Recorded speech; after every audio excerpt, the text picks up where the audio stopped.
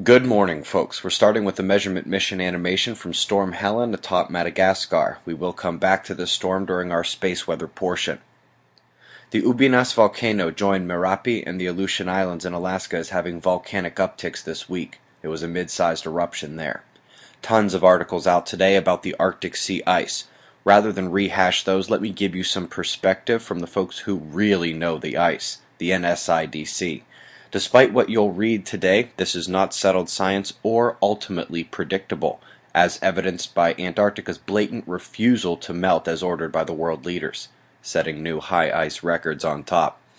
South America is a crapshoot for thunderstorms today, higher than average moisture content overhead, even for the rainforest. Forecasts show thunderstorm potential over half the continent, at almost 100% of Brazil. There are two storm lines coming from those southern lows. One appears stuck between nations and the other is set to crest Tasmania by tomorrow. I've got the wind power overlay on the wind map here for Europe.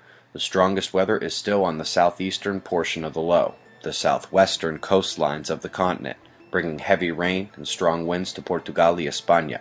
That's the orange you see on Europe's weather alarm.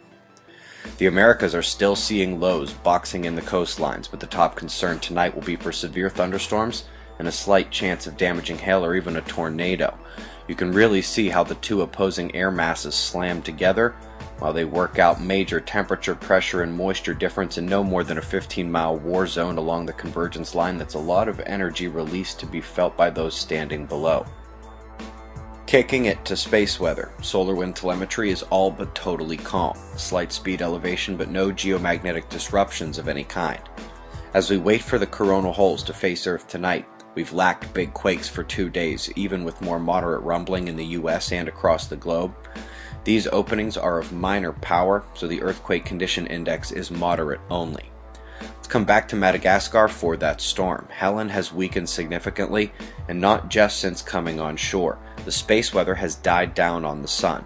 No flaring for 3 days that matches that which sparked us to predict an original intensification of the storm days ago. The Uyen system goes both ways there. However, we do expect interplanetary shock waves from coronal mass ejections to begin impacting our magnetosphere tonight, and this will either ramp Helen back up or form a new storm. If we see more flaring, that could get really intense, and the sunspots are acting like they want to play. That central grouping got bigger and complex where you see the colors mixing in the middle.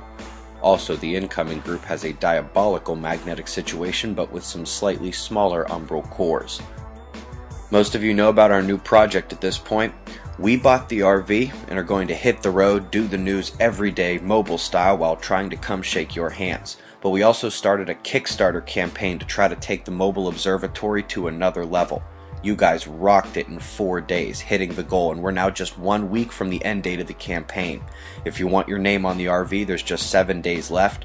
And for those who already have a spot, this is your 1 week reminder that the end of the Kickstarter campaign is when we will send out the request for what name you want on the RV. Yours, your mom's, your son, your business, website, almost anything you want within reason. And thank you all for the support. We'll see you on the road, and watch for that email in about a week. Space weather impacts are imminent. Earthquake condition index re-ramps briefly later today, and the sunspots have the potential for more flaring. Current conditions and shots of our star to close. Eyes open, no fear, at 6:30 a.m. Eastern Time, and that's the news. Be safe, everyone.